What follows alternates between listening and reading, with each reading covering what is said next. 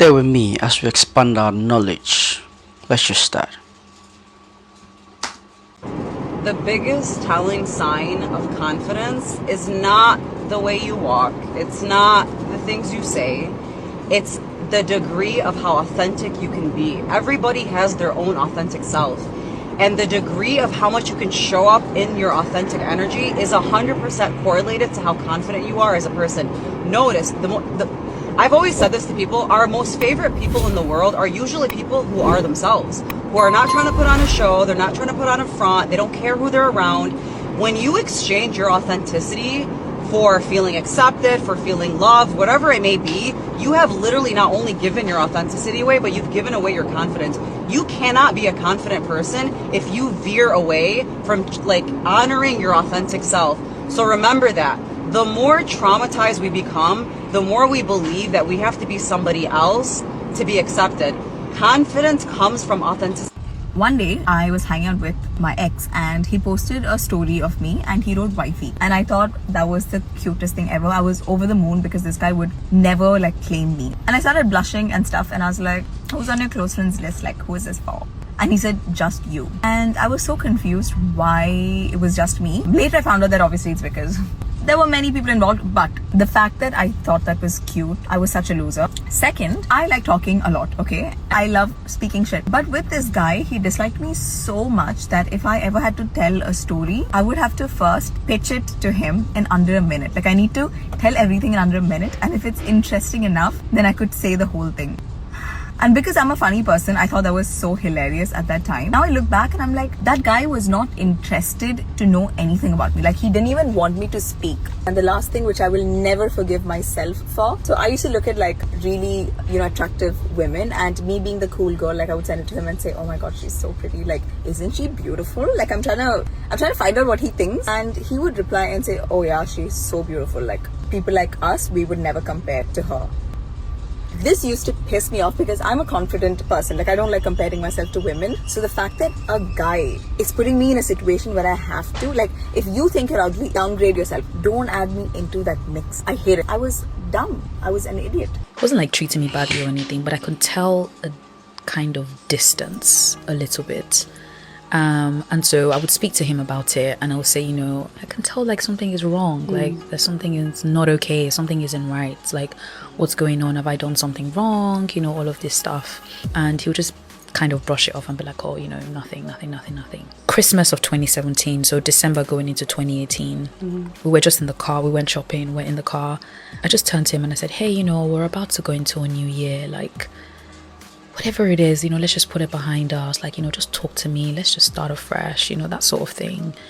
And then that's when he said to me, Tosin, I don't want to be married to you anymore. So I was blindsided. I had no clue. So it was very confusing for me. Anyway, to cut the long story short and to avoid the confusion, it was only later I actually found out that the main reason he actually wanted a divorce is because he was having an affair with my best friend. Crazy. And he did move on with my best friend. So it wasn't just somebody that I just met. Like she was my maid of honor at the wedding. Betrayal. The heartbreak and the loss was not just from the perspective of the marriage. I was also grieving the loss of a friend. So it was kind of happening at the same time. But it was a combination of different things, I believe, that contributed to my healing. Yeah.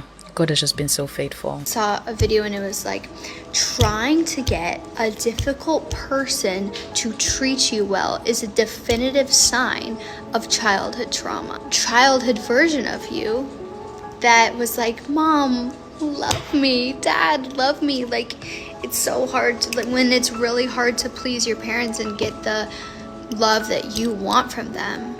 It's like you still seek that in your adult life, and like here I am dating and attracted to not the people who are obsessed with me, but the people who are difficult to get them to treat me well. And I keep blaming it on my perfectionism, or like I'm just like my whole life's goal is to like give advice to people and I just want to help people. No, bitch. No. That's you trying to heal your inner child's wounds of mommy and daddy not giving you the love that you deserved. And you're still trying to get difficult people to care about you. These people don't fucking care about you. Babes, I'm talking to myself. I needed to hear that so bad. It just explains so much. It truly explains so much. He would pray over me at first, but he would do a lot of touching while he was praying. The Tulsa pastor charged with raping his own daughter. It feels like I'm not in the shadows anymore. Think of a 13-year-old girl confused about who her true love is because her dad is saying, I'm your boyfriend. Pastor Bailey's position as a community leader was something that challenged Oates. I knew how to set a boundary, but whenever he's your father and whenever he's a pastor and whenever he has this authority and he has a record, it's like, you say no, but what does your no mean? She says she was alone, suffering in silence as her father inappropriately touched her. He would pray over me at first, but he would do a lot of touching while he was praying. She says the years of manipulating made her ask questions. The thing is, whenever I was a kid, I separated my dad from who he was. I had to. That's the only way I survived. I would call him my best friend, only to hide the reality of what I was living. If I go on one more date, if I have one more encounter with a man in his early 30s telling me that what he's looking for is a hustler, that he's looking for a queen to build an empire with, to be hustling for the next 5 years,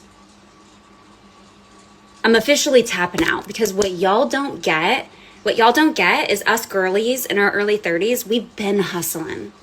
We fell victim to the girl boss shit, and we was girl bossing for the last decade. We went to school, we started our businesses, we bought houses. We've been doing this shit on our own. We've been on our independent woman shit. And you talking to me about hustling another 5 years? My mans, I'm trying to have some babies.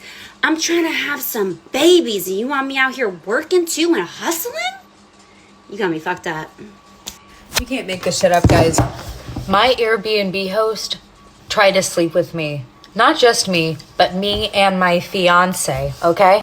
And it got really scary. I should have left this morning after discovering she left the bathtub like this. She cleaned it up and I was drafting my message to Airbnb support because the toilet was also leaking and the blinds didn't close so everybody could see me when I changed.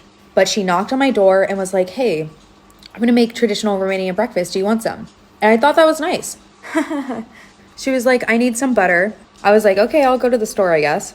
She decided to come anyway, started picking out all these groceries, and then she was like, I forgot my card. Can you pay for it? Okay, I guess so. You can pay me back when we get back, I guess. She didn't. Then she asked to join us when we wanted to go explore the town. She started asking weird questions like how many people I slept with. Do we not like to have relations? Were we poly? Because she was wanting to see if we wanted to get in her bed. I told her this is very inappropriate questions. I don't feel comfortable staying here. I want to go back to the Airbnb, get my stuff. And then I started recording because I knew it was going to get very weird. I put it in my pocket. It's really hard to hear some of the stuff.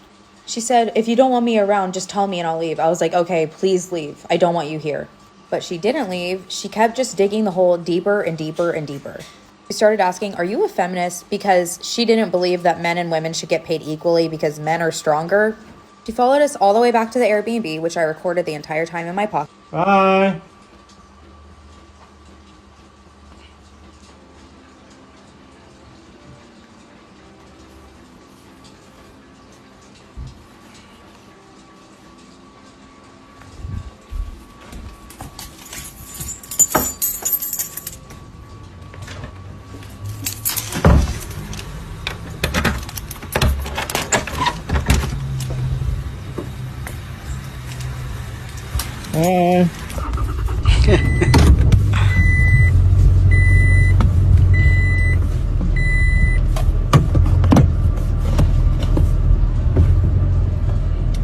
Okay.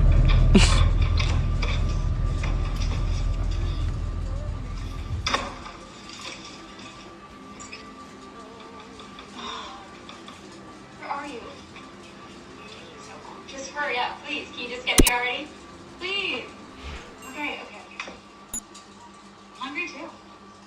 Come on, let's go. God, it's taking so long. Come on. I mean, I hurried him out. Like, it's time for you to hurry yourself in.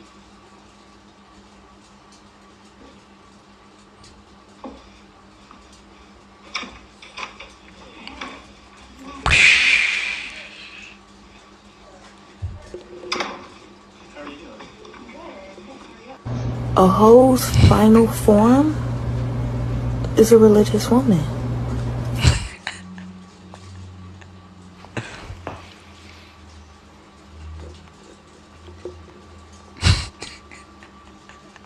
I want to debate it. I want to say she's wrong.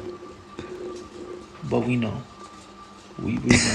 Why are we irresistibly attracted to certain people, feeling an almost magical connection, while others don't do anything for us at all? The answer lies in the unconscious psychology of attraction. Harville Hendrix suggests that when we're young, we create a collective image of our parents in our unconscious, and when we meet someone that matches that image, we feel an instant connection. But here's the kicker. We're attracted to people who have a mix of our parents' positive and negative traits. It's as if we seek out what's familiar, even if it's painful. Why do we do this?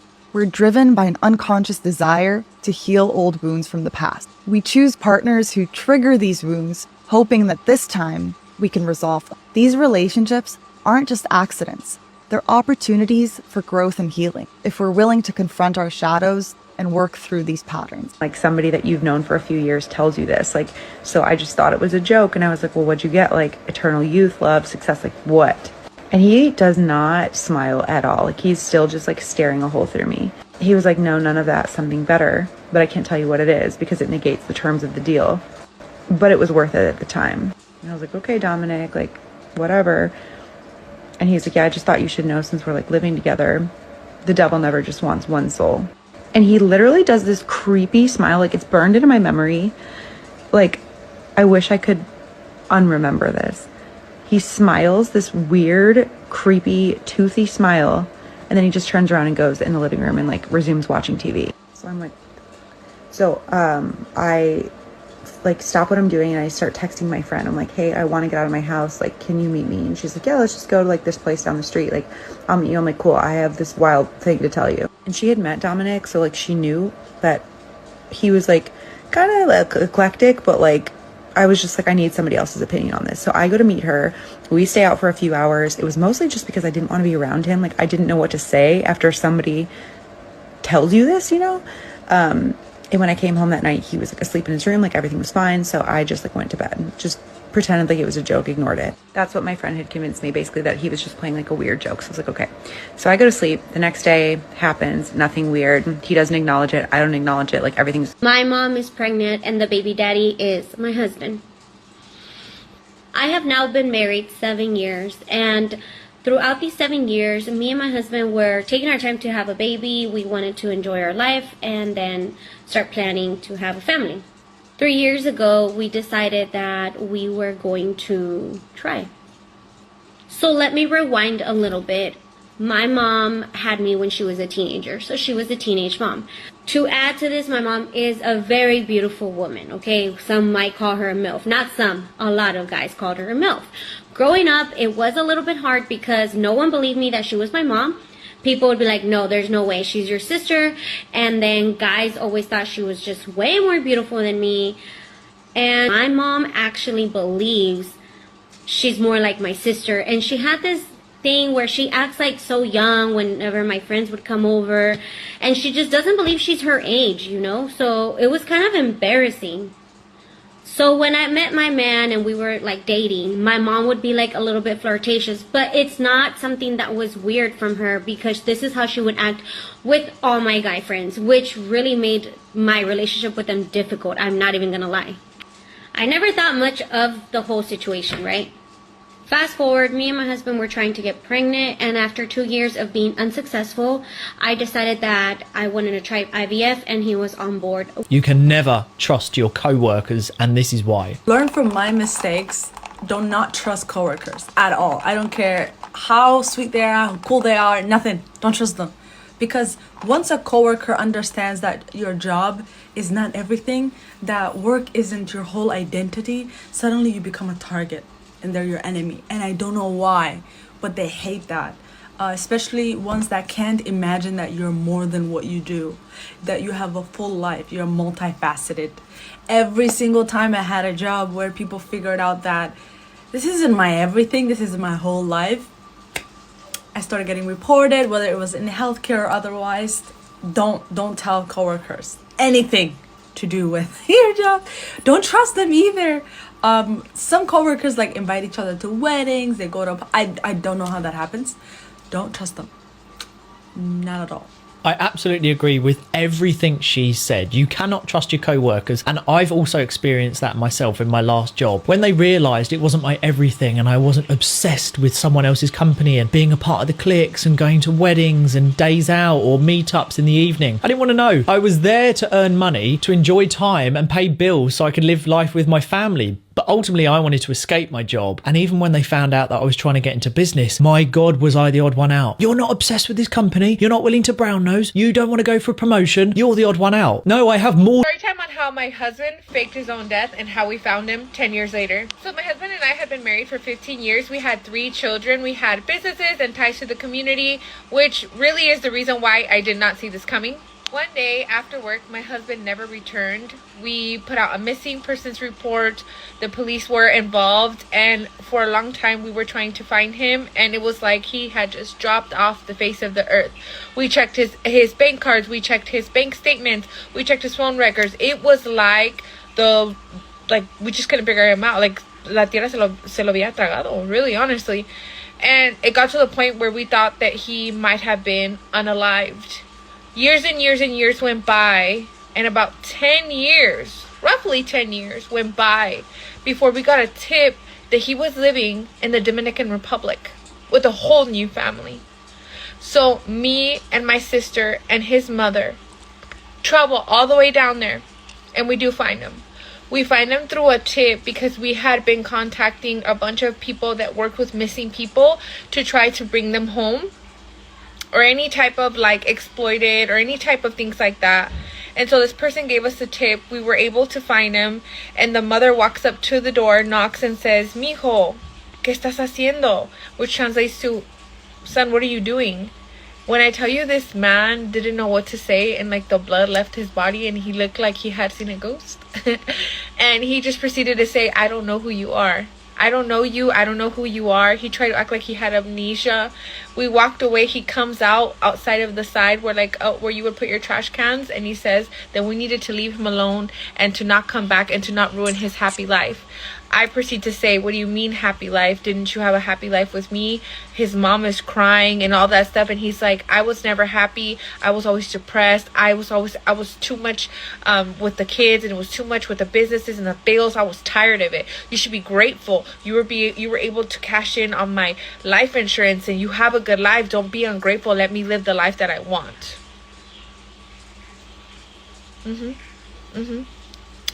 So his mom damn near has, as you can imagine, like a heart attack. We have to take her to the hospital. She has to be sedated because of how sad she is that her son had came into being that person, you know.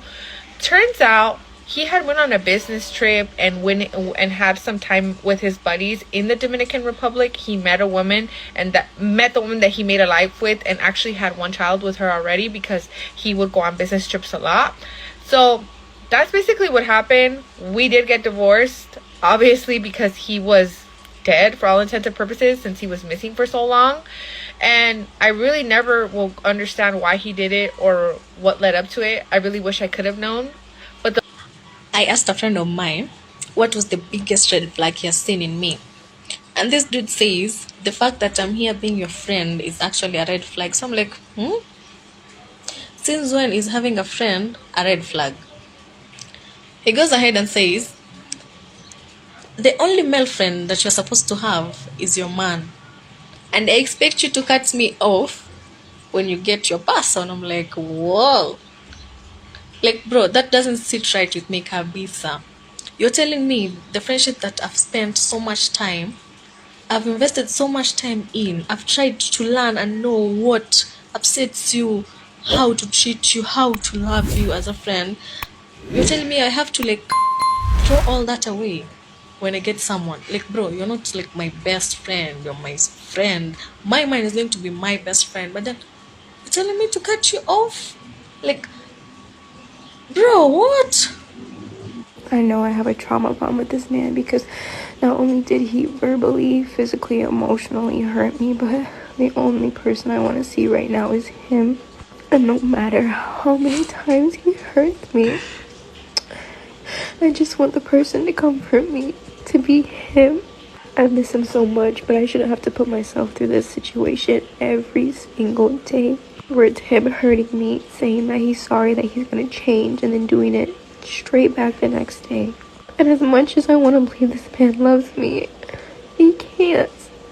Because you cannot say you love someone and then continuously hurt them like that. But it just makes me feel so much better when it's him holding me, him kissing me, telling me that everything's gonna be alright. I wasted a whole year on this man when I should have left the first month when he betrayed me. But I was sitting there contemplating on, is this what I deserve? Or what if he changes? And he didn't change, but why am I still sitting here hoping that he does? So a woman from my church who attended an adult Sunday school class with me was getting sicker and sicker and sicker. And ultimately, she died at age 49. She had a brain tumor. Well, it came to light after her death that I learned about how her husband was treating her. And behind closed doors, it was horrible. In front of the church, it was great. Looked like he was doting on her. But in reality, he treated her really poorly and badly, to the point that she kept hearing those negative emotional words over and over again, and ultimately it cost her her life. She died. Well, what happened to him? Why did he treat her that way? Well, because he was sexually molested by his own father. So, many in the church and outside the church are in emotionally abusive relationships where they endure tremendous verbal abuse and worse behind closed doors. And then they're silent and they don't tell anyone. Many, go to their doctors, explain their symptoms of sickness and so forth, but they'll protect their abusers. And most doctors don't even ask them about how their spouse is treating them behind closed doors. Most who are abused protect their abusers. So some of the symptoms that can develop from emotional abuse and stress are anxiety, fatigue, gastrointestinal issues. See, step number 1, stop sleeping with men. You girls know where I stand on this. I am saving myself for marriage. I do not sleep with men unless there's a ring on it and unless we are married. This decision has saved me from so many men who have wanted to harvest that feminine energy, but instead I said, nope, this is my standard. And because of that, I've been able to build my business, multiple businesses. I've been able to travel the world, pour into my health. I feel that my health is at the best that it's ever been. And I truly believe that if I was sleeping with men, even if I had slept with one man, that it wouldn't be the same that it is right now, because he would have part of that vitality.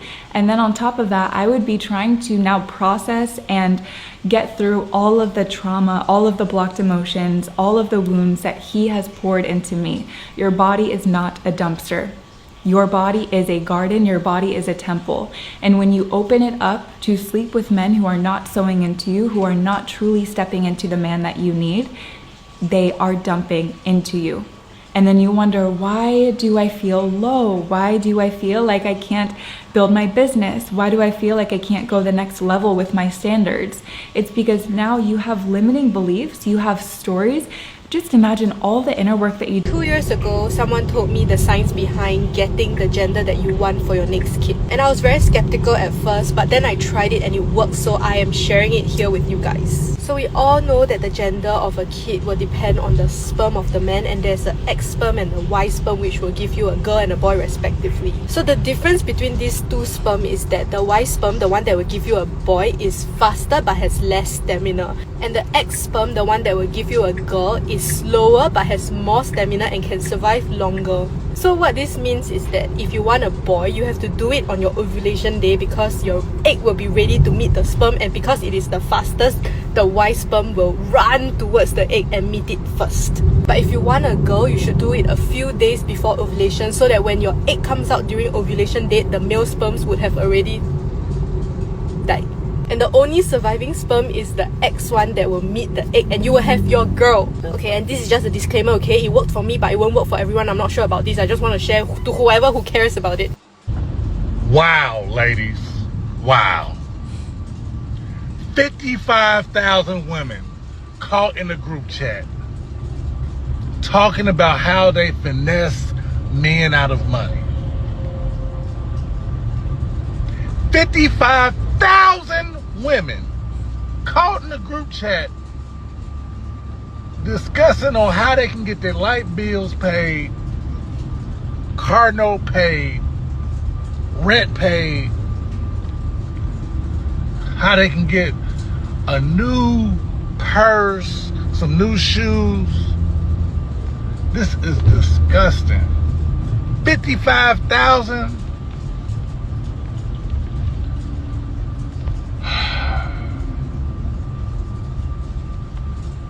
Y'all need to do better. Y'all need to do better. Guys, share this post. 55,000 women trying to finesse us. If you're the woman that he changed his ways for, I know a lot of people hate your guts. If she just starts randomly cleaning out of nowhere, let her. And then once she's done, hold her and give her a hug. It's not because the place is a mess, it's because her mind is. Everybody is about to lose rights to their own bodies as far as women. Y'all don't forget the natural Plan B and the natural birth controls. Get you some 500 milligram vitamin C tablets with no rose hips in them. Take 5 a day with half a gallon of water until your cycle starts if your cycle is late. That's for emergencies. For an everyday birth control, get yourself some neem capsules or some neem oil. Take that every day. Today's case, oh my God. We're going to be talking about Christine Banfield and Joseph Ryan. Christine Ann Banfield. She was born as Christine Ann Benson, and she was born in September of 1985 and grew up on Long Island. And then along the way, she ended up meeting a guy named Brendan Banfield. And in 2010, the two of them got married. They had one daughter who Christine loved very, very much. But I do need to get into telling you more about Brendan Banfield. He was a federal agent working as a criminal investigative agent for the IRS. Now, this was a job he got in 2019, and that same year, he and Christine ended up moving from Long Island to Herndon, Virginia, and that was ultimately where they were planning to raise their daughter and build their lives together. However, because of how busy they both were with their careers, they decided that it would be beneficial to hire an au pair. They're essentially a live-in nanny, and they ended up getting paired with Juliana Perez Magalhaes, who is a 21-year-old Brazilian au pair who they eagerly welcomed into their home. I don't think anyone, especially Christine, could have predicted how things would end up playing out, which takes me to February 24th, 2023. That morning at 7:49 a.m., a 911 call was placed by Juliana's cell phone to the local police department. However, no report was made. Now, as for what happens next is that 13 minutes after the first call, the main 911 call was made at 8:02 a.m. And this call was also made by Juliana's cell phone, and she was the first person that dispatch spoke to on that call. She ended up saying something along the lines of a friend was hurt. However, right after that, Brendan apparently took the phone and said something much more alarming. He told dispatch that he had shot a man because he found him in his house stabbing his wife. When I was 19, my mom felt that the best way to control me, and in fact, to quote her, she said, "I found a man who was strong enough to control you." They chose an Al-Qaeda terrorist, and that's the man that they thought would finally keep me in line. And it worked. Covered head to toe in black, not even my eyes showing, gloves, thick socks, and imprisoned in the house, being beaten, being raped, everything with Islamic justification. I did diminish into nothing, and the only thing that sort of brought me back to life was I had a daughter with him. And looking at my little girl and realizing that she's going to live the same life that I had lived if I don't protect her is what gave me the strength to finally push back enough to escape, to get out of that house. You guys, men are choosing themselves this year. No one is tolerating my bullshit, and it's stressing me out. It's stressing me out because who gave them the rundown? Who gave them the rundown? They're... Where's the effort? Where's the effort? Like, why is no one begging me? Where's... how dare you know your worth? Like, what? I don't know. This was not in my bingo cards of 2025. I'm not gonna lie to you. It's not in my cards. So you want an emotionally intelligent man. That is, until he recognizes and calls out your emotional bad behaviors that you are not ready to face. So you feel cornered and get defensive. And instead of addressing his concerns, gaslight him by telling him how what he said made you upset. Or maybe during a conflict situation, he sets boundaries for his emotional well-being. But because you want immediate validation, you feel rejected and accuse him of not caring. Just because he doesn't rely on you for emotional validation doesn't mean that he's not opening up enough or is emotionally unavailable. Sis, just because you have feelings doesn't make those feelings true. Believe it or not, some people first process their emotions internally instead of sharing every detail. So stop letting your insecurities drive your behavior. If you want an emotionally intelligent man, you need to be emotionally intelligent yourself. Because emotional intelligence will hold a mirror up to both you and your partner's emotional readiness and triggers. Talk. I was very manipulative. What did that look like for a woman to be manipulative? Oh, I'm going to tell you what you want to hear. And I'm going to act like I'm so in love with you. But the truth is, I don't love you, because to love somebody, you have to respect them. And respect comes from trust. I can't respect something I can't trust. Wow. It's crazy. Right? Oh. And even though respect is given and trust is earned, they go hand in hand. They're in tandem. Yeah. So manipulation looks like, nah, the truth is, we're dating and I'm comfortable here, but I know I'm not going to settle here because you're loyal to me, but I'm loyal to myself. Oh my. So you never felt connection, you only felt attachment. And now I understand from this whole catch and release generation that the fact that I am starving you and depriving you of emotional fulfillment and spiritual security, and I am depriving you of the desire that you have to take it to the next level, the covenant. Do you know how many people asked me to marry them and I laughed? Like, oh, would you marry? Not ask me, like get down on a knee, but hey, so would you get married? No, I don't think so. No. And it's funny because then when I got saved, that's all I want. Isn't it funny? Oh my gosh. The very thing you hate, you become. Wow.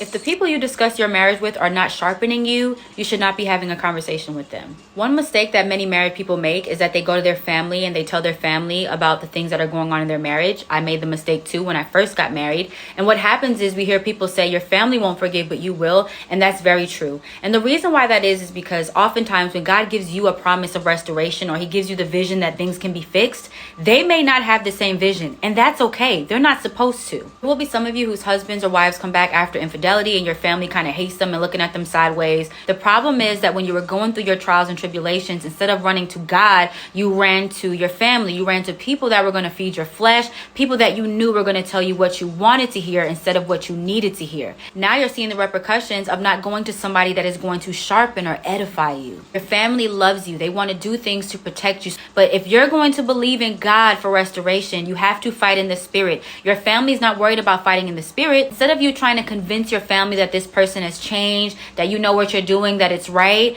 you allow them to see the change in that person's behavior. You allow the change in your spouse and the restoration of your marriage to be what they bear witness to, so that they can see the glory of God. Let's talk about masturbation on your abstinence journey. I've gotten a lot of questions about masturbation and if it's okay to be doing while you are abstinent. And my response is this: if the reason you are abstaining is to honor your body for Christ and you are still masturbating, you're missing the whole point.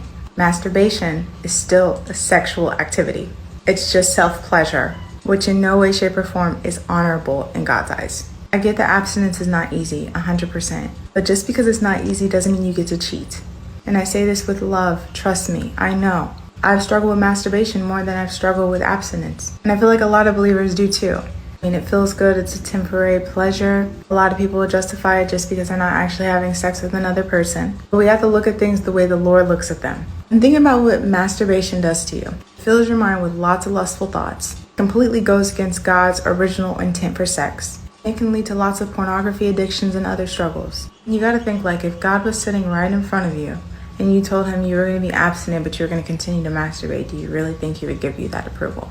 Because remember, our whole reason for doing this is to honor God. We are actively dying to our desires and putting God first. I say this with as much love as I possibly can. If you know that you have an addiction with this, get the help you need. Do not continue to gloss over this as if it's not a real issue, because it really is, especially in the Christian community. And I hope this video helped you in one way or the other. We've come to the end of it. Don't forget to like, comment, and subscribe, and also share with your friends. And also click on the notification bell icon so that any video that I post, you will be the first to get it. Adios amigos, and I'll catch you guys in my next video. Bye.